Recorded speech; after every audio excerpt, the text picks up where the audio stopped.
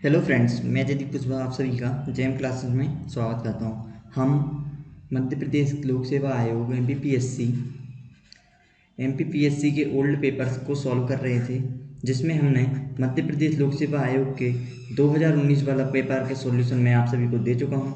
और आज मैं कराने वाला हूँ आप सभी को मध्य प्रदेश लोक सेवा आयोग के 2018 के पेपर को, राज्य सेवा एवं वन सेवा परीक्षा प्रारंभिक परीक्षा 2018 को हम आज देखने वाले हैं। यदि हम बात करें कि जो हमारा पेपर है वह मैं कराने वाला हूँ आपको प्रथम प्रश्न पत्र और सेकंड प्रश्न पत्र की अगली वीडियो में आगे कराऊंगा। अब हम देखते हैं कि ये सेट वन पेपर और इसको मैं सॉल्व कराऊंगा किसके हिसाब से। हम देखेंगे कि जो मध्य प्रदेश लोक सेवा आयोग है, मध्य प्रदेश लोक सेवा आयोग, उसके ने जो अपनी फाइनल आंसर की दी थी 2018 के पेपर की सॉल्यूशन की, जो फाइनल आंसर की, उसके हिसाब से मैं आप सभी को यह पेपर सॉल्व कराने वाला हूँ। इसमें यदि हम बात करें तो यह पेपर का माध्यम की यदि हम बात करें तो माध्यम का क्या होगा, तो आपको हिंदी और अंग्रेजी दोनों माध्यम में यह पेपर मिलेगा। 100 अंक होंगे और 100 अंकों के लिए 100 ही जो 100 प्रश्न हैं उनके लिए 100 अंक निर्धारित हैं। यदि हम बात करें कि जो प्रश्न अनिवार्य हों और आगे की जो जानकारी वह आप यहाँ पर पढ़ सकते हैं। अब हम बात करते हैं आगे बढ़ते हैं पहले प्रश्न की ओर, कि जो हमारा पहला प्रश्न है कि मध्य प्रदेश में राज्य पक्षी का नाम क्या है। मध्य प्रदेश के राज्य पक्षी का नाम आपसे पूछा गया है। ऑप्शन ए है मोर, ऑप्शन बी है हैन, ऑप्शन सी है शाह बुलबुल और ऑप्शन डी है तोता। तो इसका जो सही आंसर है वह है ऑप्शन सी शाह बुलबुल। शाह बुलबुल पैराडाइज फ्लाई कैचर, जो कि मध्य प्रदेश का राजकीय पक्षी है। यदि हम अगले प्रश्न की बात करें, अगला प्रश्न है एनजीटी का पूर्ण रूप क्या है। एनजीटी का पूर्ण रूप आपसे पूछा गया है। ऑप्शन ए है कि national game tribunal, national game tribe, news general tribunal और नेशनल गेम ट्राइब। तो इसका जो सही आंसर है वह है option A. Option A national game tribunal NGT का फुल फॉर्म है। यदि हम बात करें अगले प्रश्न की ओर बढ़ते हैं। अगला प्रश्न है कि भारत का पहला जैविक खेती पर आधारित राज्य कौन सा है। भारत का पहला जैविक खेती पर आधारित राज्य, ऑप्शन ए है मध्य प्रदेश, ऑप्शन बी है केरल, सिक्किम या फिर अरुणाचल प्रदेश। तो इसका जो सही आंसर है वह है सिक्किम। सिक्किम में सर्वप्रथम मध्य जो हमारे भारत है उसमें सर्वप्रथम जो जैविक खेती की गई वह कहाँ पर की गई, सिक्किम में की गई। अगले प्रश्न की बात करते हैं। अगला प्रश्न है कि यदि हम इस क्वेश्चन की बात करें तो यह क्वेश्चन मध्य प्रदेश लोक सेवा आयोग एमपीएससी ने इसे डिलीट कर दिया था। क्या डिलीट कर दिया था इस क्वेश्चन को। अब हम हमारे अगले प्रश्न की ओर बढ़ते हैं। अगला प्रश्न है कि निम्नलिखित में से कौन सी औषधि फसल है। ऑप्शन ए है गन्ना, ऑप्शन बी है घृत कुमारी, कपास या महुआ। तो इसका जो सही आंसर है वह है ऑप्शन बी घृत कुमारी। घृत कुमारी जो है एक औषधि पौधा है जिसका उपयोग औषधि के रूप में किया जाता है। अगले प्रश्न की बात करते हैं कि हरे पौधों का प्रकाश संश्लेषण प्रक्रिया में प्रमुख सौर ऊर्जा का रूपांतरण किस रूप में होता है। ऑप्शन ए है रासायनिक ऊर्जा, ऑप्शन बी है भौतिक ऊर्जा, ऑप्शन सी है ए बी दोनों और ऑप्शन डी है उपयुक्त में से कोई नहीं। तो इसका जो सही आंसर है वह है रासायनिक ऊर्जा। यदि हम देखें कि जो प्रकाश संश्लेषण है उसमें पौधे सूर्य की ऊर्जा लेते हैं, सौर ऊर्जा लेते हैं और उससे अपने भोजन बनाने की रासायनिक क्रिया करते हैं और उससे अपना भोजन बनाते हैं। तो उसका जो परिवर्तन होता है वह किस में होता है, हमारी रासायनिक ऊर्जा में सौर ऊर्जा का परिवर्तन वह करते हैं। अगले प्रश्न की बात करते हैं कि मनुष्य की श्रव्य सीमा क्या है। ऑप्शन ए है 20 हर्ट्ज से 20,000 हर्ट्ज, ऑप्शन बी है 80 से 100 हर्ट्ज, ऑप्शन सी है 2 लाख से 4 लाख हर्ट्ज या फिर 0 से 20 हर्ट्ज। तो जिसका जो सही आंसर है वह है option A. Option A 20 hertz से 20,000 हर्ट्ज की ध्वनि मनुष्य सुन सकता है। अगले प्रश्न की बात करते हैं हम। अगला प्रश्न है कि निम्न में से कौन सा मरुस्थल है। सिंधु क्षेत्र, गंगा क्षेत्र, असम क्षेत्र या मध्य भारत क्षेत्र। तो इसका जो सही आंसर है वह है ऑप्शन ए सिंधु क्षेत्र। सिंधु क्षेत्र की हम बात करें तो यह देखने को मिलेगा कहाँ पर, हमारे जो पाकिस्तान वाले क्षेत्र की यदि हम बात करें, पाकिस्तान वाले क्षेत्र में सिंधु घाटी के आसपास का जो क्षेत्र है वह एक मरुस्थल के रूप में विकसित है। तो हम बात करते हैं कि यह एक मरुस्थलीय क्षेत्र है। अगले प्रश्न की बात करते हैं। अगला प्रश्न है कि अंतर्राष्ट्रीय पृथ्वी दिवस कब मनाया जाता है। अंतर्राष्ट्रीय पृथ्वी दिवस 20 अप्रैल, 5 जून, 22 अप्रैल या 3 मार्च। तो इसका जो सही आंसर है वह है ऑप्शन सी 22 अप्रैल। 22 अप्रैल को हम अंतर्राष्ट्रीय पृथ्वी दिवस के रूप में मनाते हैं। अगले प्रश्न की बात करते हैं। अगला प्रश्न है कि निम्नलिखित में से कौन सा युग्म सुमेलित नहीं है। पुस्तकों के नाम दिए हुए हैं और लेखक दिए हुए हैं। तो इसका जो सही आंसर है वह है option D. Option D, Iceland of last girl. यदि हम इस बुक की बात करें तो यह बुक किसकी है? यह है मंजुला पद्मनाथन।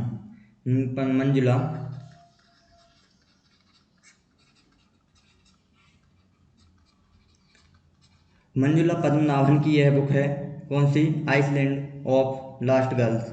अगले प्रश्न की बात करते हैं। अगला प्रश्न है कि वर्ष 2017 में मध्य प्रदेश के राज्यसभा की एक सीट पर हुए चुनाव में कौन सी महिला निर्वाचित हुई थी? 2017 का पूछा गया है आपको। तो ऑप्शन ए है यमुना देवी, ऑप्शन बी है राधा देवी, ऑप्शन सी है संपत्तिया उइके और ऑप्शन डी है कविता उइके। तो इसका जो सही आंसर है वह है ऑप्शन सी, जो कि संपत्तियां उइके। अगले प्रश्न की बात करते हैं। अगला प्रश्न है कि जनवरी 2018 तक भारत और पाकिस्तान में समझौते में के तहत अपने नाप की ठिकानों की सूची का कितनी बार आदान प्रदान किया, जिसमें वह यह कहा गया कि दोनों देशों को दूसरी नाप की ठिकानों को हमला नहीं करेंगे। तो ऑप्शन ए है 25, 26, 27 या 28। तो इसका जो सही आंसर है वह है 27। 27 जो है सूचियों का कितनी बार आदान प्रदान किया गया? 27 बार आदान प्रदान किया गया है। अगले प्रश्न की बात करते हैं। अगला प्रश्न है विशाल सिक्का के स्थान पर इन्फोसिस का सीईओ किसे नियुक्त किया गया है? ऑप्शन ए है दीपक पारेख, ऑप्शन बी है सलिल पारेख, ऑप्शन सी है नंद नीलेकनी, ऑप्शन डी है NR नारायण मूर्ति। तो इसका जो सही आंसर है वह है सलिल पारेख। सलिल पारेख को नियुक्त किया गया है इन्फोसिस का सीईओ, जो कि अभी भी सलिल पारेख ही, यदि हम अभी की बात करें वर्तमान में भी सलिल पारेख ही इन्फोसिस के सीईओ हैं। अगले प्रश्न की बात करते हैं कि अगला प्रश्न है कि वर्तमान में अंतर्राष्ट्रीय मुद्रा कोष IMF के सदस्यों की संख्या कितनी है? IMF के सदस्यों की संख्या आपसे पूछी गई है। ऑप्शन ए है 188, 189, 187 या 190। तो इसका जो सही आंसर है वह है ऑप्शन बी 189, जो है वर्तमान में IMF के सदस्यों की संख्या है।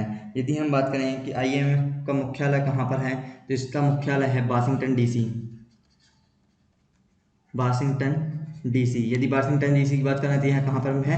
USA में वाशिंगटन DC में हमारे जो IMF का मुख्यालय है। यदि हम इसकी स्थापना की बात करें तो इसकी स्थापना की गई थी कब? इसकी स्थापना यदि हम बात करें कि इसकी स्थापना की गई 1944 में। और यदि बात करें कि इसकी औपचारिक रूप से जो गठन किया गया वह कब किया गया? 1945 में इसका औपचारिक रूप से गठन कर दिया गया। अगले प्रश्न की बात करते हैं कि अगला प्रश्न है, इस क्वेश्चन को है ना, जो मध्य प्रदेश लोक सेवा आयोग ने इस क्वेश्चन को भी डिलीट कर दिया है। क्या डिलीट कर दिया गया है मध्य प्रदेश लोक सेवा आयोग के द्वारा। अब हमारे अगले प्रश्न की बात करते हैं। मध्य प्रदेश राजकोषीय उत्तरदायित्व एवं बजट प्रबंधन अधिनियम किस वर्ष पारित किया गया? ऑप्शन ए है 2003, ऑप्शन बी है 2004, ऑप्शन सी है 2005 और ऑप्शन डी है 2006। इसका जो सही आंसर है वह है ऑप्शन सी 2005। 2005 में मध्य प्रदेश में राजकोषीय दायित्व एवं बजट प्रबंधन अधिनियम पारित किया गया। अगले प्रश्न की बात करते हैं। अगला प्रश्न है कि अमेरिका के राष्ट्रपति डोनाल्ड ट्रंप ने किस तिथि को जेरूसलेम को इजराइल की राजधानी के रूप में मान्यता दी? क्या जेरूसलेम को इजराइल की राजधानी के रूप में मान्यता अमेरिका के राष्ट्रपति डोनाल्ड ट्रंप ने कब दी? यह पूछा गया। ऑप्शन ए है कि 6 जनवरी 2018, 6 नवंबर 2017, 6 अक्टूबर 2017 या फिर 6 दिसंबर 2017। तो इसका जो सही आंसर है वह है ऑप्शन डी 6 दिसंबर 2017। 6 दिसंबर 2017 को डोनाल्ड ट्रंप ने जेरूसलेम, जो कि इजराइल की राजधानी के रूप में इसे मान्यता प्रदान कर दी है।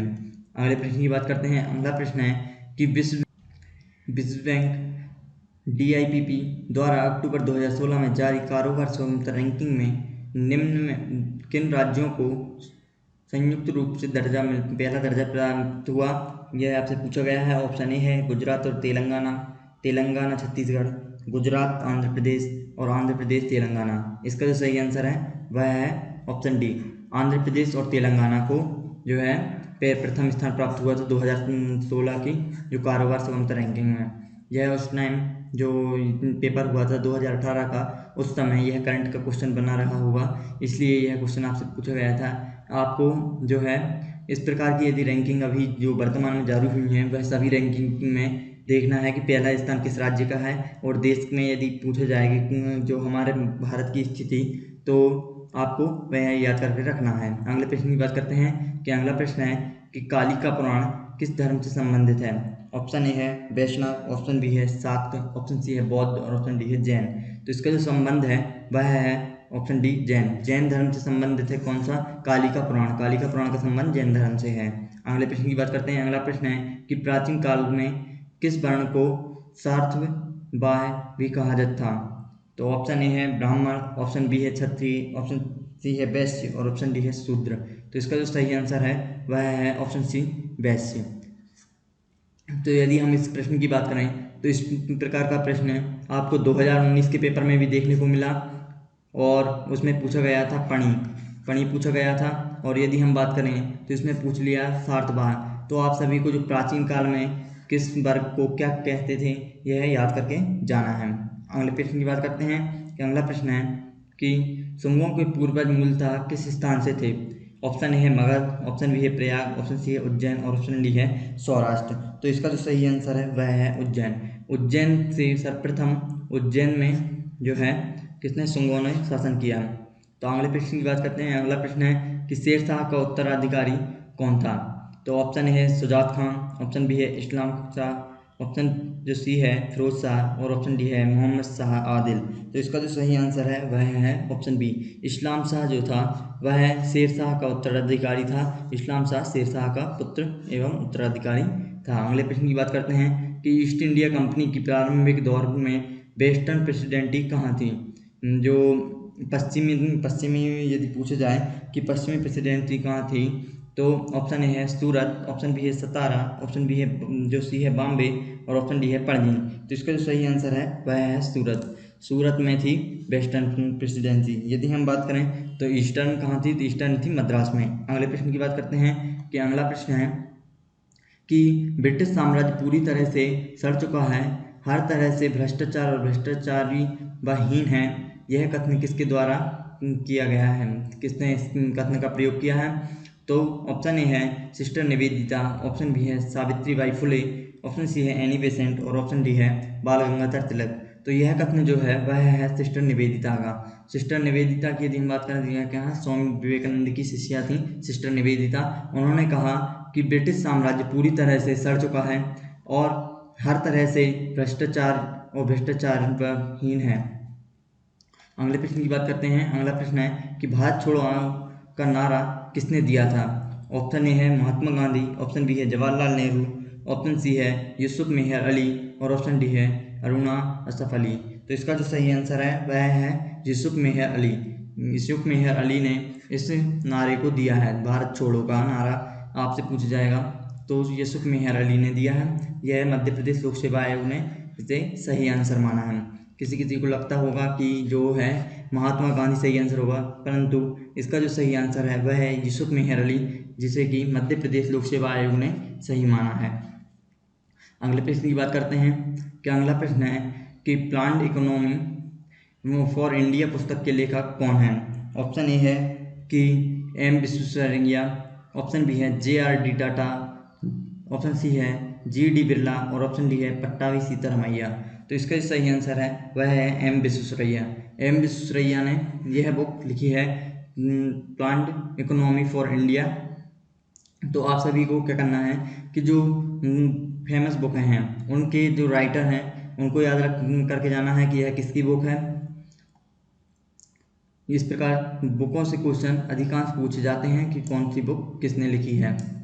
अगले प्रश्न की बात करते हैं कि अगला प्रश्न है कि किस नरसंहार को मध्य प्रदेश का जलियांवाला बाग हत्याकांड कहते हैं। ऑप्शन ए है चरण पादुका नरसंहार, ऑप्शन बी है झाबुआ नरसंहार, ऑप्शन सी है मंडला नरसंहार और ऑप्शन डी है अमझेरा नरसंहार। तो इसका जो सही आंसर है वह है चरण पादुका नरसंहार। चरण पादुका नरसंहार जो कि कहाँ पर हुआ था, छतरपुर में हुआ था। छतरपुर में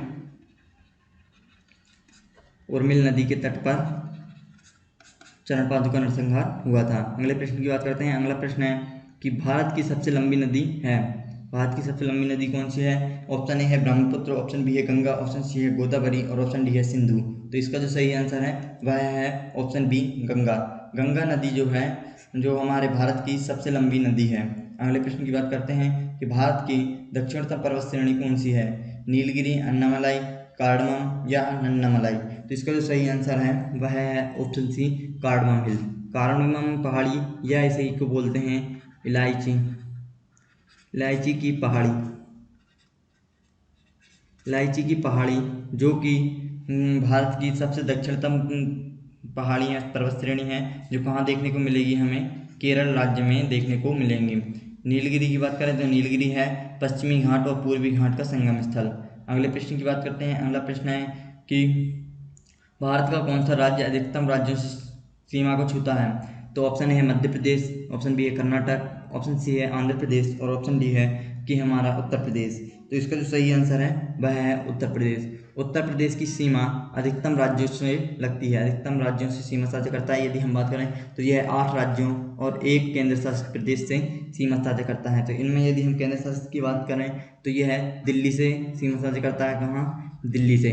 और यदि 8 राज्यों की बात करें तो ये वे 8 राज्य हैं उत्तराखंड, हिमाचल प्रदेश, उत्तराखंड, हिमाचल प्रदेश, हरियाणा, राजस्थान, मध्य प्रदेश, छत्तीसगढ़, झारखंड और बिहार। ये इन 8 राज्यों से यह सीमा साझा करता है।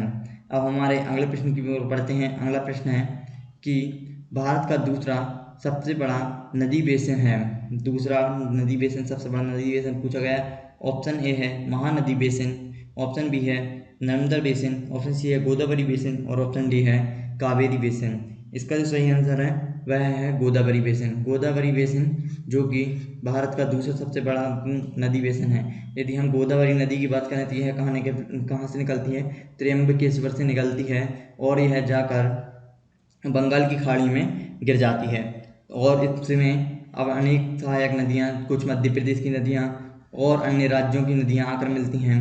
तो यदि हम बात करें तो गंगा नदी का जो बेसिन है वह सबसे बड़ा है। किसका?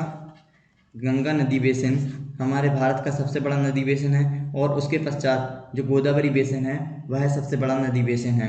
अगले प्रश्न की बात करते हैं कि अगला प्रश्न है कि पाक जलसंधि किन किन के मध्य स्थित है?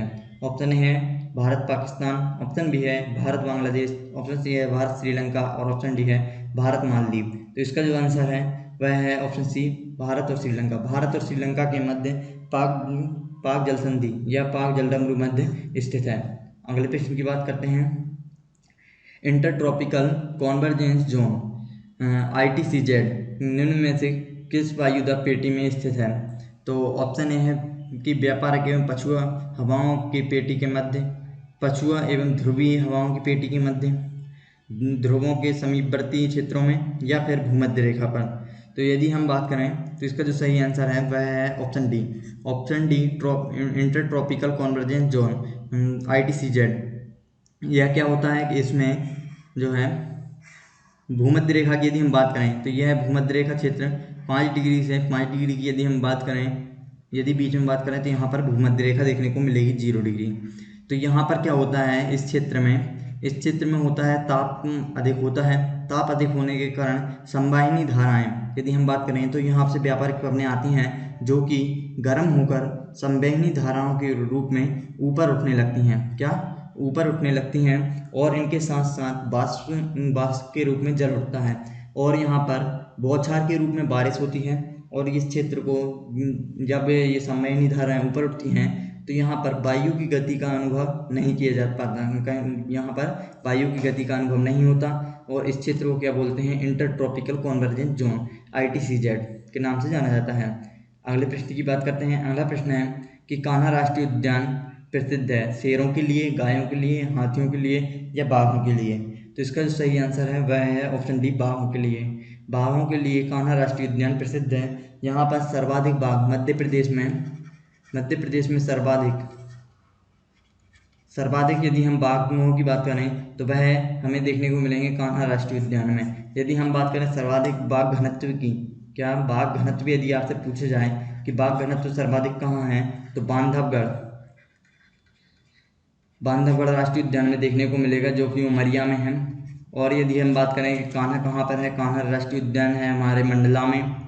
और मंडला के साथ यदि हम कान्हा की बात करें तो कान्हा की स्थापना सबसे पहले एक अभ्यारण्य के रूप में की गई थी क्या, 1933 में, और इसे 1952 में अभय वन बनाया गया और 1955 में इसे नेशनल पार्क बना दिया गया, राष्ट्रीय उद्यान बना दिया गया। यदि हम बात करें 1973 में यह टाइगर रिजर्व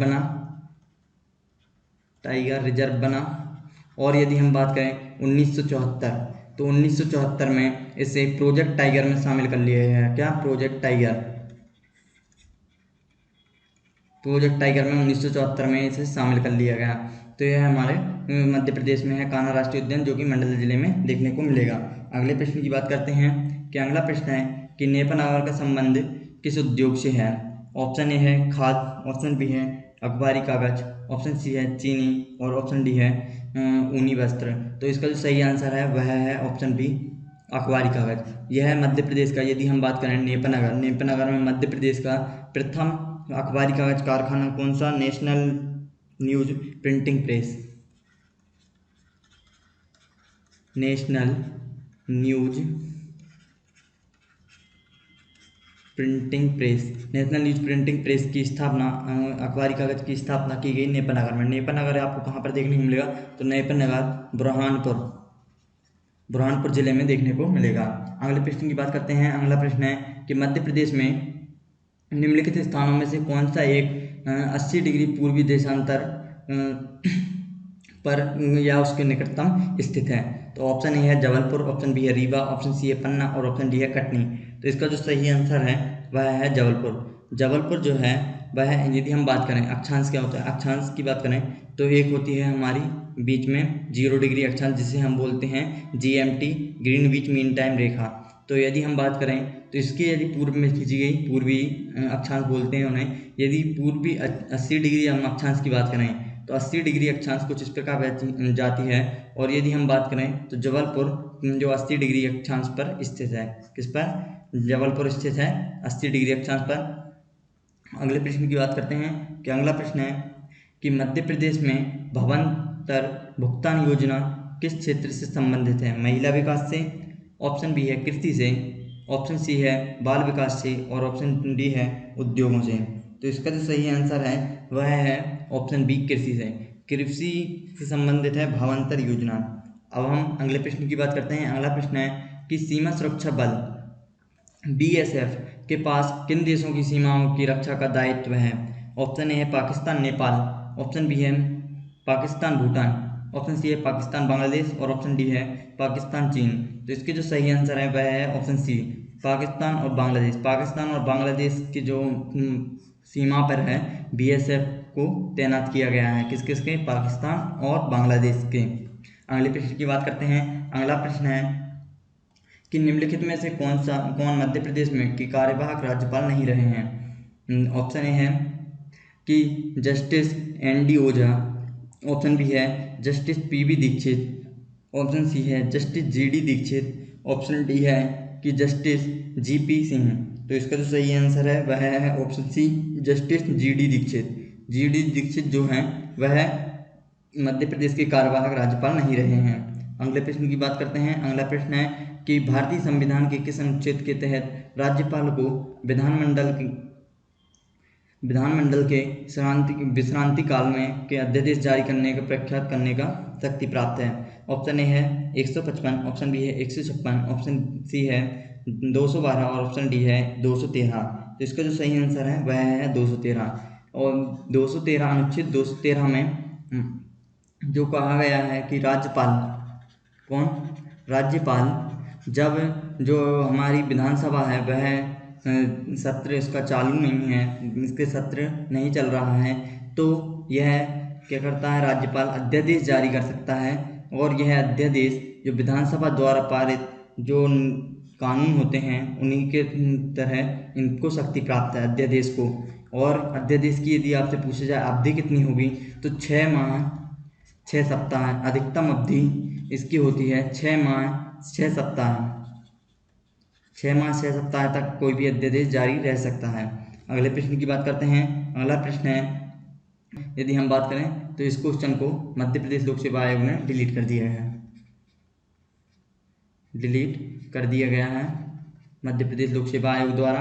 अगले प्रश्न की बात करते हैं। अगला प्रश्न है कि स्वतंत्र भारत के प्रथम बार संसदीय सचिव का पद किस वर्ष सृजित किया गया। संसदीय सचिव के पद की पूछा गया है कि कब इसका सृजन किया गया। ऑप्शन ए है कि 1951, 1952, 1957 या और ऑप्शन डी है कि 1962। तो इसका जो सही आंसर है वह है ऑप्शन ए 1951। 1951 में स्वतंत्र भारत के प्रथम बार संसदीय सचिव के पद का सृजन किया गया है 1951 में। अगले प्रश्न की बात करते हैं। अगला प्रश्न है कि निम्नलिखित में से कौन सही सुमेलित नहीं है। आपको जो संविधान अनुच्छेद दिए हुए हैं और संबंधित राज्य दिए हुए हैं कि इसका संबंध किस राज्य से है। ऑप्शन ए है 71 का संबंध नागालैंड से। ऑप्शन बी है कि 71 का संबंध असम से। ऑप्शन जो सी है 371 मेघालय का संबंध मेघालय से। और ऑप्शन डी है कि 371 का संबंध आंध्र प्रदेश से। तो इसका जो सही आंसर है वह है ऑप्शन सी। ऑप्शन सी 371 का संबंध मेघालय से नहीं है। और यदि अगले प्रश्न की बात करते हैं। अगला प्रश्न है कि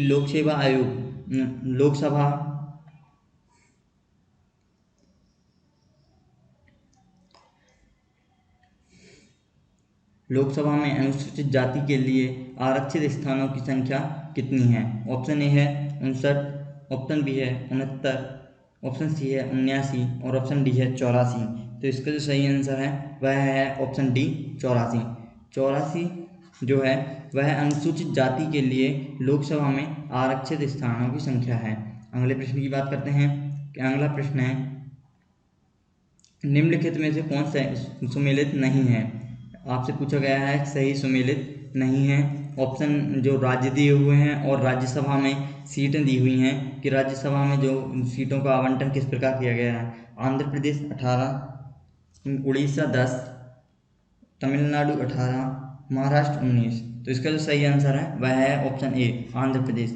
आंध्र प्रदेश में जो राज्यसभा सीटों की संख्या है वह है 11। यहाँ पर जो है 18 दी हुई है जो कि गलत है। अगले प्रश्न की बात करते हैं कि अगला प्रश्न है कि लक्ष्मीबाई राष्ट्रीय शारीरिक शैक्षणिक संस्थान की स्थापना किस वर्ष की गई। ऑप्शन ए है 1952, ऑप्शन बी है 1957, 1960 या ऑप्शन डी है 1961। तो इसका जो सही आंसर है वह है ऑप्शन बी 1957। 1957 में लक्ष्मीबाई राष्ट्रीय शारीरिक संस्थान की स्थापना की गई है। और यदि हम बात करें इसकी स्थापना कहाँ पर की गई है तो जो है मध्य प्रदेश के ग्वालियर में जो है लक्ष्मीबाई राष्ट्रीय शारीरिक शैक्षणिक संस्थान की स्थापना की गई है। अगले प्रश्न की बात करते हैं। एन% किस खेल से संबंधित हैं। तो ऑप्शन ए है बिलियर्ड्स, ऑप्शन बी है स्नूकर, ऑप्शन सी है कैरम या ऑप्शन डी है शतरंज। तो इसका जो सही आंसर है वह है ऑप्शन डी शतरंज। शतरंज के खिलाड़ी हैं एन%। अगले प्रश्न की बात करते हैं कि अगला प्रश्न है कि प्रथम राजीव गांधी खेल रत्न पुरस्कार किसे प्रदान किया गया है। ऑप्शन ए है विश्वनाथन आनंद, ऑप्शन बी है गीत सेठी, ऑप्शन सी है सचिन तेंदुलकर और ऑप्शन डी है कि धनराज पिल्ले। इसका जो सही आंसर है वह है ऑप्शन ए विश्वनाथन आनंद। विश्वनाथन आनंद को राजीव गांधी खेल रत्न पुरस्कार से सम्मानित किया गया है। प्रथम बार जो है राजीव गांधी खेल रत्न पुरस्कार मिला है।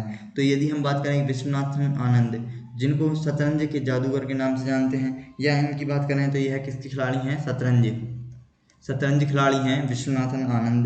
यदि हम बात करें तो यह 5 बार विश्व शतरंज चैंपियनशिप जीत चुके हैं। विश्व शतरंज चैंपियनशिप कितनी बार जीत चुके हैं 5 बार जीत चुके हैं विश्वनाथ आनंद। अगले प्रश्न की बात करते हैं। अगला प्रश्न है कि लिप्रो किस खेल से संबंधित है। ऑप्शन ए है कबड्डी, ऑप्शन बी है खो खो, ऑप्शन सी है बास्केटबॉल और ऑप्शन डी है वॉलीबॉल। तो इसका जो सही आंसर है वह है ऑप्शन डी वॉलीबॉल। वॉलीबॉल से संबंधित शब्द है लिब्रो। अगले प्रश्न की बात करते हैं। अगला प्रश्न है कि प्रथम बार 1885 में द्रोणाचार्य पुरस्कार प्राप्तकर्ता कौन थे। ऑप्शन ए है कि OM नामवियार, ऑप्शन बी है ओम प्रकाश भारद्वाज, ऑप्शन सी है कि BB भागवत, ऑप्शन डी है उपरोक्त में से सभी। तो इसका जो सही आंसर है वह है ऑप्शन डी उपरोक्त सभी। इन तीनों को जो है 1985 में जो है द्रोणाचार्य पुरस्कार से सम्मानित किया गया था। अगले प्रश्न की बात करते हैं। अगला प्रश्न है कि मैराथन रेस की दूरी कितनी होती है। ऑप्शन ए है 21 मील 385 गज, ऑप्शन जो बी है 25 मील 385 गज, ऑप्शन सी है 26 मील 385 गज और ऑप्शन डी है 42 किलोमीटर। तो इसकी जो सही आंसर है वह है ऑप्शन सी 26 मील 385 गज की दूरी जो है मैराथन रेस की होती है। अगले प्रश्न की बात करते हैं। अगला प्रश्न है कि किस भारतीय खिलाड़ी ने ओलंपिक में स्वर्ण पदक जीता है। ऑप्शन ए है गगन नारंग, ऑप्शन बी है जयवर्धन सिंह राठौड़, ऑप्शन सी है अभिनव बिंद्रा और ऑप्शन डी है सुशील कुमार। इसका जो सही आंसर है वह है ऑप्शन सी अभिनव बिंद्रा। अभिनव बिंद्रा ने जो है ओलंपिक में स्वर्ण पदक जीता है। अगले प्रश्न की बात करते हैं कि अगला प्रश्न राष्ट्रीय खेल दिवस किस दिन मनाया जाता है। ऑप्शन ए है 29 सितंबर, ऑप्शन बी है 14 नवंबर, 29 अगस्त या 29 जुलाई। तो इसका जो सही आंसर है वह है ऑप्शन सी 29 अगस्त। 29 अगस्त को जो है राष्ट्रीय खेल दिवस मनाया जाता है, जो कि किसकी जयंती पर मनाया जाता है। 29 अगस्त को जन्म हुआ था मेजर ध्यानचंद्र का। किसका? ध्यानचंद्र का जो है जन्म हुआ था जो है 29 अगस्त को। यदि हम बात करें कि मेजर ध्यानचंद्र का संबंध किस खेल से था, तो यह हॉकी के खिलाड़ी थे मेजर ध्यानचंद्र। यदि हम बात करें तो इन्हें कौन कौन से पुरस्कार प्राप्त हुए, तो इन्हें राजीव गांधी खेल रत्न पुरस्कार, द्रोणाचार्य पुरस्कार और अर्जुन पुरस्कार से सम्मानित किया गया था मेजर ध्यानचंद्र को। अगले प्रश्न की बात करते हैं। अगला प्रश्न है कि वह खिलाड़ी कौन है जिसे अर्जुन पुरस्कार, द्रोणाचार्य पुरस्कार, राजीव गांधी खेल रत्न पुरस्कार और पद्मश्री सभी प्रदत्त किए गए हैं। ऑप्शन ए है अभिनव बिंद्रा, ऑप्शन बी है सचिन तेंदुलकर, ऑप्शन सी है प्रकाश पादुकोण और ऑप्शन डी है पुलेला गोपीचंद। तो इसका जो सही आंसर है वह है ऑप्शन डी पुलेला गोपीचंद। पुलेला गोपीचंद को जो है राजीव गांधी खेल रत्न पुरस्कार, पद्मश्री, द्रोणाचार्य और अर्जुन पुरस्कार, यह चारों पुरस्कार प्रदान किए गए हैं। तो ये इनका यदि हम पूछा जाए कि पुलेला गोपीचंद का संबंध किस खेल से है, तो यह हैं बैडमिंटन के खिलाड़ी। बैडमिंटन खेल से संबंधित हैं पुलेला गोपीचंद। अगले प्रश्न की बात करते हैं कि मध्य प्रदेश में निम्नलिखित में से कौन सी घाटी भ्रंश घाटी नहीं है। ऑप्शन ए है सोन, ऑप्शन बी है नर्मदा, ऑप्शन सी है ताप्ती घाटी और ऑप्शन डी है चंबल घाटी। तो यह इसका जो सही आंसर है वह है ऑप्शन डी चंबल घाटी। चंबल घाटी जो है भ्रंश घाटी का उदाहरण नहीं है। बाकी ताप्ती की बात करें, नर्मदा की बात करें या सोन की बात करें, तो यह तीनों नदियाँ जो है भ्रंश घाटी से होकर बहती हैं। किससे? भ्रंश घाटी से होकर बहती हैं। अगले प्रश्न की बात करते हैं। अगला प्रश्न है कि मध्य प्रदेश का सर्वोच्च शिखर धूपगढ़ स्थित है। तो इसको जो है इस प्रश्न की यदि हम बात करें तो यह है मध्य प्रदेश लोक सेवा आयोग द्वारा डिलीट कर दिया गया है। क्या किया है? इसको डिलीट कर दिया है, क्योंकि इस क्वेश्चन में देखें तो यह सतपुड़ा श्रेणी के अंतर्गत आती है धूपगढ़ चोटी, और यह महादेव पर्वत के अंतर भी आती है। यदि हम बात करें धूपगढ़ चोटी जो है महादेव श्रेणी में, महादेव श्रेणी किसके अंतर्गत आती है? जो कि सतपुड़ा श्रेणी के अंतर्गत आती है महादेव श्रेणी, और महादेव श्रेणी में स्थित है धूपगढ़। धूपगढ़ की ऊंचाई की यदि हम बात करें तो 1350 किलो जो मीटर है वह है धूपगढ़ की ऊंचाई। कितनी? 1350 मीटर। अगले प्रश्न की बात करते हैं कि अगला प्रश्न है निम्नलिखित में से कौन सी नदी चंबल में नहीं मिलती है। ऑप्शन ए है क्षिप्रा, काली सिंध, बेतवा और ऑप्शन डी है जो है पार्वती। तो इसका जो सही आंसर है वह है ऑप्शन सी बेतवा। बेतवा नदी जो कि किससे? चंबल नदी से नहीं मिलती, यह है यमुना की सहायक नदी है। किसकी? यमुना नदी की सहायक नदी है बेतवा।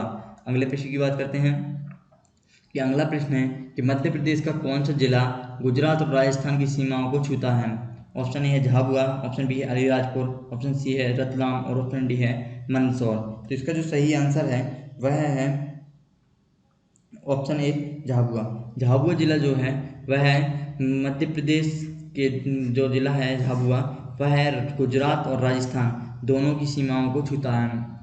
और अलीराजपुर की बात करें तो अलीराजपुर किसकी सीमा को छूता है? तो अलीराजपुर राज्य जो गुजरात, हमारे गुजरात और महाराष्ट्र की सीमा को छूता है अलीराजपुर। अगले प्रश्न की बात करते हैं। अगला प्रश्न है कि मध्य प्रदेश की जलवायु है किस प्रकार की? मध्य प्रदेश की जलवायु है ऑप्शन ए है भूमध्य रेखीय, ऑप्शन बी है मरुस्थलीय, ऑप्शन सी है ध्रुवीय या ऑप्शन डी है मानसूनी। तो इसका जो सही आंसर है वह है ऑप्शन डी, मानसूनी। मध्य प्रदेश की जलवायु किस प्रकार की है? उष्ण कटिबंधीय। उष्ण कटिबंधीय मानसूनी जलवायु, उष्ण कटिबंधीय मानसूनी जलवायु है हमारे मध्य प्रदेश की। अगले प्रश्न की बात करते हैं कि अगला प्रश्न है कि मलाज खंड किस खनिज के उत्पादन से संबंधित है? ऑप्शन ए है लिग्नाइट, ऑप्शन बी है तांबा, ऑप्शन सी है हीरा और ऑप्शन डी है लोहा अयस्क। तो इसका जो सही आंसर है वह है ऑप्शन बी, तांबा। तांबे के लिए जो है प्रसिद्ध है, तांबे से संबंधित है मलाजखंड खदान। मलाजखंड में तांबे की खदान है। यदि आपसे पूछा जाए भारवेली किसकी? भारवेली, तो भारवेली भी जो कि किसकी खदान है? हमारे मैग्नीज की खदान है। मैग्नीज की खदान है भारवेली। ये दोनों खदानें कहाँ पर देखने को मिलेंगी हमें? तो यह है बालाघाट, बालाघाट जिले में देखने को मिलेंगी भारवेली और मलाजखंड। मलाजखंड किसके लिए फेमस है? हमारे तांबे के लिए फेमस है, और भारवेली है मैग्नीज की खदान। अगले प्रश्न की बात करते हैं। अगला प्रश्न है कि मध्य प्रदेश के किस जिले में जनजाति संख्या का सर्वाधिक प्रतिशत है?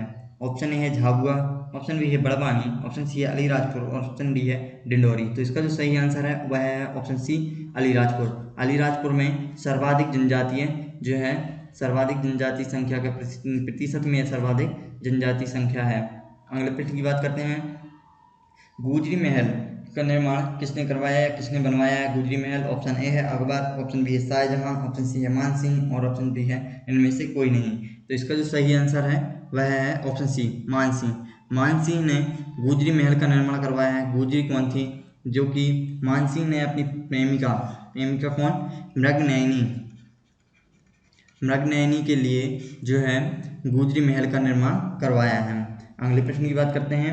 अगला प्रश्न है कि मध्य प्रदेश का कौन सा नगर राष्ट्रीय राजमार्ग 3 पर स्थित नहीं है? ऑप्शन ए है सेंधवा, ऑप्शन बी है महू, ऑप्शन जो सी है सारंगपुर और ऑप्शन डी है सुजालपुर। तो इसका जो सही आंसर है वह है ऑप्शन सी, जो ऑप्शन डी है सुजालपुर। सुजालपुर जो है वह राजमार्ग 3 पर स्थित नहीं है। अगले प्रश्न की बात करते हैं। मध्य प्रदेश के 2017 के बजट में AMRUT योजना को कितना प्रावधान किया गया? कितने रुपए का प्रावधान इसके लिए किया गया है? ऑप्शन ए है 500 करोड़, ऑप्शन बी है 600 करोड़, 700 करोड़ या ऑप्शन डी है 800 करोड़। तो इसका जो सही आंसर है वह है ऑप्शन सी, 700 करोड़। 700 करोड़ का प्रावधान किया गया है किसमें? AMRUT योजना में। यदि हम बात करें तो इस बार भी बजट से, जो हमारा बजट है इस बार का, उससे भी आप सभी को जो है MPPSC 2020 का जो एग्ज़ाम होने वाला है 25 जून को, उसमें देखने को मिलेंगे किससे? हमारे जो बजट है उससे क्वेश्चन। तो इसको आपको पढ़ के जाना है। तो अब हम हमारे अगले प्रश्न की बात करते हैं। अगला प्रश्न है कि निम्नलिखित में से मध्य प्रदेश के किस जिले का लिंग अनुपात 1000 से अधिक है? यह बात हो रही किस बात से? 2011 की जनगणना के अनुसार मध्य प्रदेश के किस जिले का लिंग अनुपात 1000 से अधिक है? ऑप्शन ए है अनूपपुर, ऑप्शन बी है बुरहानपुर, ऑप्शन सी है इंदौर और ऑप्शन डी है डिंडोरी। तो इसका जो सही आंसर है वह है ऑप्शन डी, डिंडोरी का लिंग अनुपात जो है 1000 से अधिक था। अगले प्रश्न की बात करते हैं कि निम्नलिखित में से मध्य प्रदेश के मुख्य सचिव नहीं रहे हैं। तो ऑप्शन ए है RP नायक, ऑप्शन बी है कि BK दुबे, ऑप्शन सी है RS खन्ना और ऑप्शन डी है PK नरोहा। तो इसका जो सही आंसर है वह है PK नरोहा, जो है वह मध्य प्रदेश के मुख्य सचिव नहीं रहे हैं। अगले प्रश्न की बात करते हैं कि अगला प्रश्न है कि मध्य प्रदेश जिला योजना समिति अधिनियम किस वर्ष पारित किया गया? कौन सा अधिनियम की बात चल रही है कि मध्य प्रदेश जिला योजना समिति अधिनियम? ऑप्शन ए है 1997, 1995, 1993 या 1991। तो इसका जो सही आंसर है वह है ऑप्शन बी, 1995 में जो है मध्य प्रदेश जिला योजना समिति अधिनियम पारित किया गया है। अगले प्रश्न की बात करते हैं कि तेजस्विनी ग्रामीण महिला सशक्तिकरण कार्यक्रम के जो वित्तीय सहयोग प्रदान करने वाला संगठन कौन सा है? आपसे पूछा गया है तेजस्विनी ग्रामीण महिला सशक्तिकरण कार्यक्रम में। तो इसका जो ऑप्शन ए है कि IMF, ऑप्शन बी है IFC, ऑप्शन सी है IFAD, ऑप्शन डी है कि IIMA। तो इसका जो सही आंसर है वह है ऑप्शन सी, IFAD। IFAD जो है संस्थान वह तेजस्विनी ग्रामीण महिला सशक्तिकरण कार्यक्रम के लिए जो है सहयोग राशि प्रदान करता है।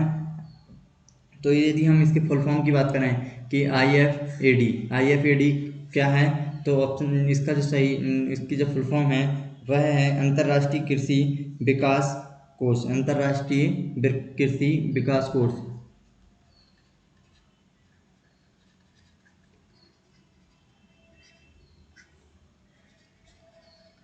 विकास कोर्स। तो यह जो है IFAD की फुल फॉर्म है। अगले प्रश्न की बात करते हैं कि अगला प्रश्न है कि मध्य प्रदेश के मुख्यमंत्री सड़क योजना कब प्रारंभ हुई। ऑप्शन ए है कि 2008 से 2009 के मध्य, या 2009-2010 में, 2010-2011 में, या 2011-2012 में। तो इसका जो सही आंसर है वह है 2010-11 में। 2010-11 में जो है मुख्यमंत्री ग्राम सड़क योजना का प्रारंभ किया गया है। अब हम अगले प्रश्न की बात करते हैं। अगला प्रश्न है MP incubation and startup policy किस वर्ष लागू की गई। ऑप्शन ए है 2013, 2014, 2015 या 2016। तो इसका जो सही आंसर है वह है ऑप्शन डी 2016। 2016 में जो है MP incubation and startup policy चालू की गई है। अगले प्रश्न की बात करते हैं। अगला प्रश्न है जनवरी 2018 में फ्रेंड्स ऑफ MP कॉन्क्लेव किस शहर में आयोजित किया गया है। ऑप्शन ए है कि भोपाल, जबलपुर, इंदौर या फिर ग्वालियर। तो इसका जो सही आंसर है वह है ऑप्शन सी इंदौर। इंदौर में आयोजन किया गया है किसका, फ्रेंड्स ऑफ MP कॉन्क्लेव का। अगले प्रश्न की बात करते हैं अटल ज्योति 2013।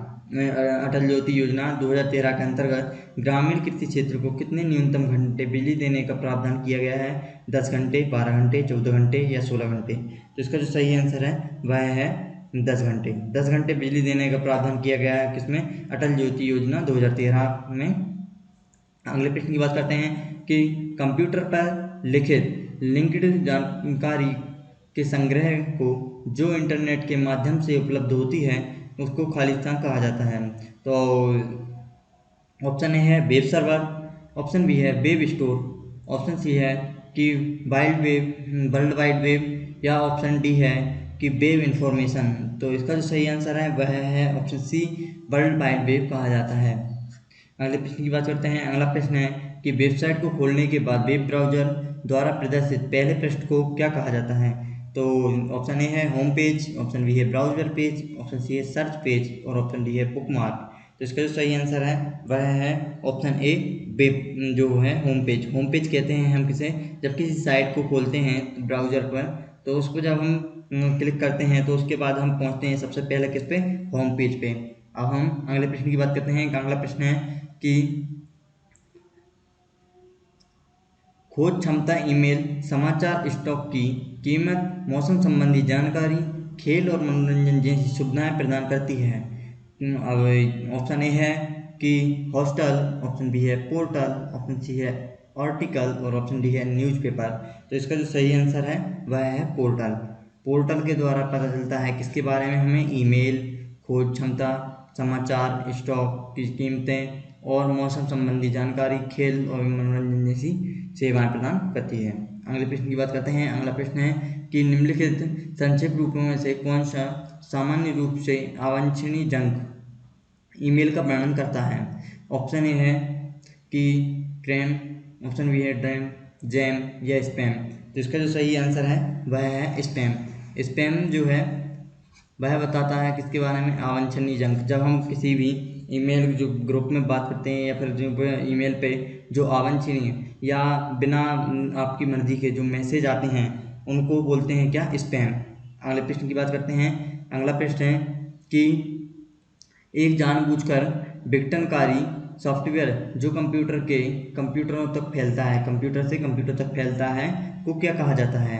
Search engine, chat software, email या वायरस। तो इसका जो सही आंसर है वह है ऑप्शन डी वायरस। वायरस जो होता है वह जानबूझकर विघटनकारी सॉफ्टवेयर बनाया जाता है, वह कंप्यूटर से दूसरे कंप्यूटर तक फैलता है।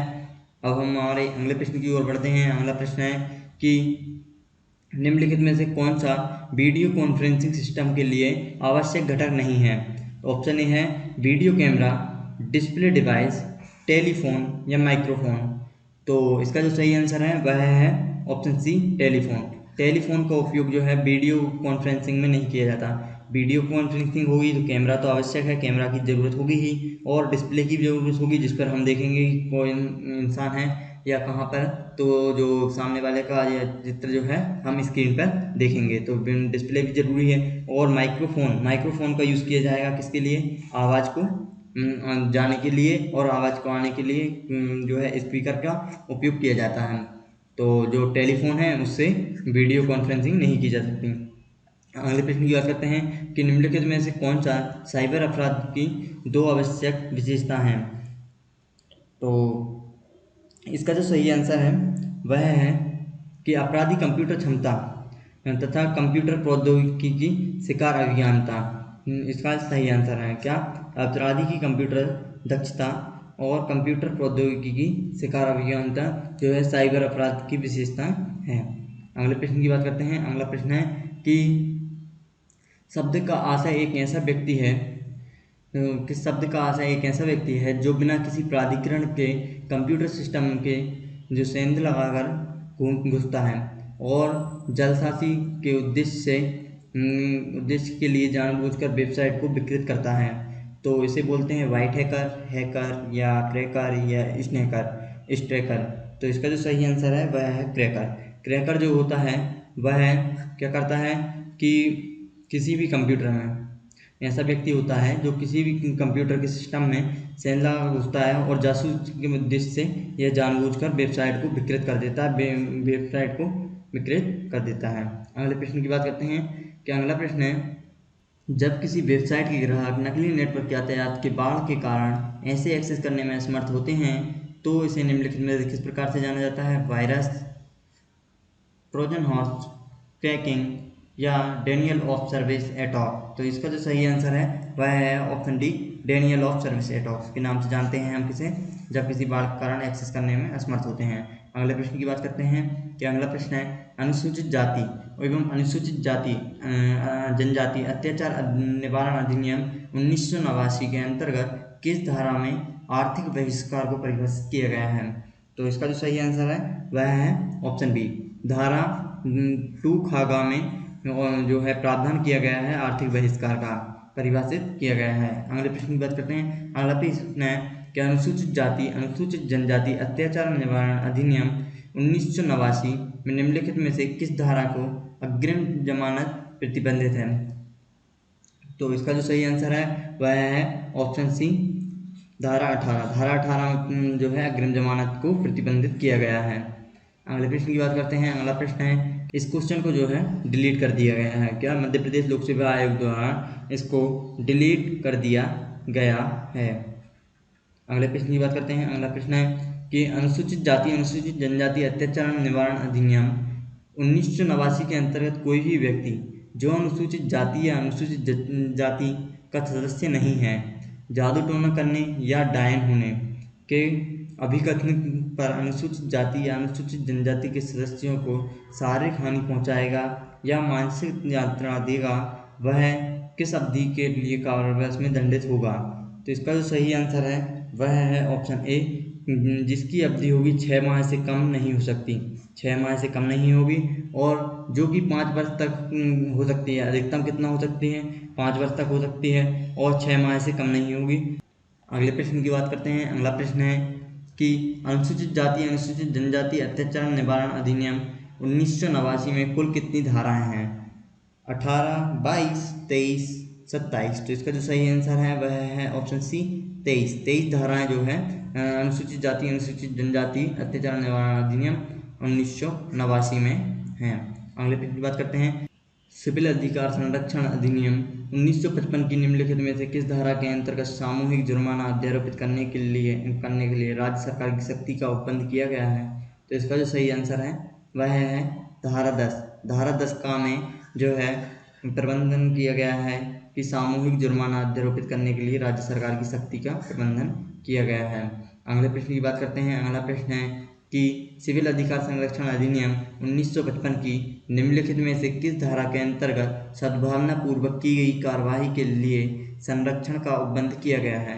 तो इसका जो सही आंसर है वह है ऑप्शन डी, धारा 14 का में वो बंद किया गया है क्या? सद्भावनापूर्वक की गई कार्यवाही, सद्भावनापूर्वक की गई कार्यवाही के लिए संरक्षण। अगले प्रश्न की बात करते हैं। अगला प्रश्न है कि सिविल अधिकार संरक्षण अधिनियम 1955 की निम्नलिखित में से किस धारा में कंपनियों के द्वारा अपराध का उपबंध किया गया है? तो इसका जो सही आंसर है वह है धारा 14। धारा 14 में उपबंध किया गया है कि जो कंपनियों के द्वारा ये अपराध हैं उनका प्रबंधन किया गया है। अगले प्रश्न की बात करते हैं कि अगला प्रश्न है कि सिविल अधिकार संरक्षण अधिनियम 1955 का विस्तार है। जो सिविल अधिकार संरक्षण अधिनियम कहाँ कहाँ लागू होगा? संपूर्ण भारत में, या जम्मू कश्मीर राज्य को छोड़कर संपूर्ण भारत में, केंद्र शासित प्रदेशों में, या फिर केवल जम्मू कश्मीर राज्य पर? तो इसका जो सही आंसर है वह है ऑप्शन ए, संपूर्ण भारत पर। सिविल अधिकार जो संरक्षण अधिनियम है वह लागू होगा भारत पर, पूरे भारत पर यह लागू होगा। अगले प्रश्न की बात करते हैं कि अगला प्रश्न है कि मानवाधिकार संरक्षण अधिनियम के संबंध में कौन सा कथन सही है? आपसे पूछा गया है कि जो सही कथन है उसको चुनना है। तो यह अधिनियम 3 सितंबर 1993 को प्रवृत्त हुआ, 28 सितंबर 1993 को प्रवृत्त हुआ, 23 सितंबर 1995 को प्रवृत्त हुआ, या 28 सितंबर 1995 को प्रवृत्त हुआ। तो इसका जो सही आंसर है वह है ऑप्शन बी कि 28 सितंबर 1993 को जो है मानव अधिकार संरक्षण अधिनियम को जो है प्रवृत्त हुआ। अगले प्रश्न की बात करते हैं कि अगला प्रश्न है कि कौन राष्ट्रीय मानवाधिकार आयोग के पदेन सदस्य नहीं है? तो ऑप्शन ए है कि राष्ट्रीय अल्पसंख्यक आयोग के अध्यक्ष, ऑप्शन बी है राष्ट्रीय विधि आयोग के अध्यक्ष, ऑप्शन सी है अनुसूचित जाति अनुसूचित जनजाति आयोग के अध्यक्ष, या महिला आयोग के अध्यक्ष, राष्ट्रीय महिला आयोग के अध्यक्ष। तो इसका जो सही आंसर है वह है कि ऑप्शन बी, भारतीय जो विधि आयोग है उसके अध्यक्ष जो है मानव अधिकार आयोग के पदेन सदस्य नहीं होते हैं, यह इसके सदस्य नहीं होते हैं। अगले प्रश्न की बात करते हैं कि अगला प्रश्न है कि राष्ट्रीय मानव अधिकार आयोग के सदस्यों की पदावधि ग्रहण करने की तारीख से होती है।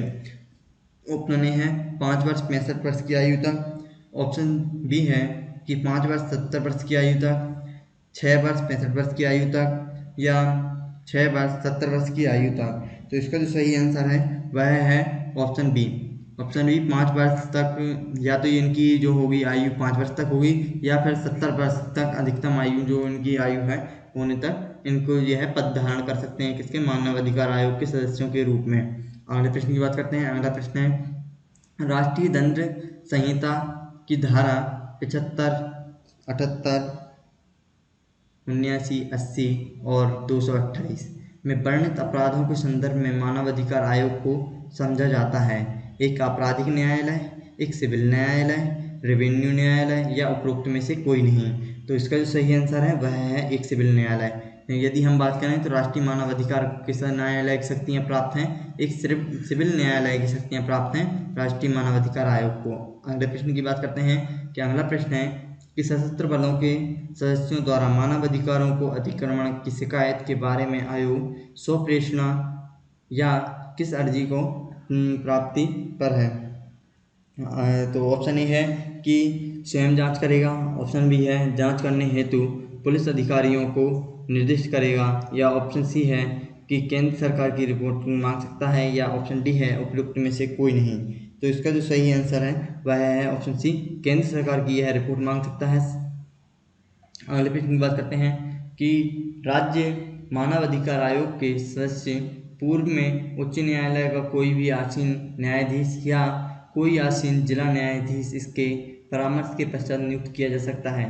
तो ऑप्शन ए है राज्यपाल, ऑप्शन बी है संबंधित राज्य के उच्च न्यायालय के मुख्य न्यायाधीश, ऑप्शन सी है कि भारतीय उच्चतम न्यायालय के मुख्य न्यायाधीश, या राष्ट्रपति। तो इसका जो सही आंसर है वह है संबंधित राज्य के उच्चतम न्यायालय के मुख्य न्यायाधीश के परामर्श पर नियुक्ति की जा सकती है किसकी? राज्य जो मानवाधिकार आयोग है उसके सदस्यों में उच्च न्यायालय के आसीन सदस्यों की जो न्यायालय के न्यायाधीश हैं उनकी नियुक्ति की जा सकती है। अगले प्रश्न की बात करते हैं। राज्य आयोग के अध्यक्ष के पद पर हुई रिक्ति की दशा में किसी एक सदस्य को अध्यक्ष के रूप में नियुक्त करने के लिए जो अधिकार प्राप्त है वह किसे प्राप्त है? उच्च न्यायालय के मुख्य न्यायाधीश को, राष्ट्रपति को, मानवाधिकार आयोग के अध्यक्ष को, या राज्यपाल को। तो इसका जो सही आंसर है वह है ऑप्शन डी, राज्यपाल। राज्यपाल को अधिकार है कि वह किसी सदस्य की जो अध्यक्ष है उसकी रिक्ति होने पर जो राज्य आयोग है उसके किसी भी सदस्य को जो है वह अध्यक्ष बना सकता है। अध्यक्ष बनाने की शक्ति किस पे है? राज्यपाल को। अगले प्रश्न की बात करते हैं कि अगला प्रश्न है, आयोग राज्य आयोग के प्रत्येक सदस्य एवं मानव अधिकार संरक्षण अधिनियम के अधीन कृत्यों का प्रयोग करने के लिए आयोग के राज्य आयोग द्वारा नियुक्त प्राधिकरण प्रत्येक अधिकारी को समझा जाएगा। एक लोक अधिकारी, लोक सेवक या आयोग का अधिकारी या फिर उपयुक्त में इसका नहीं, तो वह समझा जाएगा एक लोक सेवा। यदि हम बात करें कि मध्य प्रदेश लोक सेवा आयोग या कोई सा भी लोक सेवा जो राज्य लोक सेवा आयोग है या आयोग है वह यूपीएससी या स्टेट पीएससी किसी भी जो अधिकारी को नियुक्ति करेगा वह किस रूप में समझा जाएगा? एक लोक सेवक के रूप में माना जाएगा।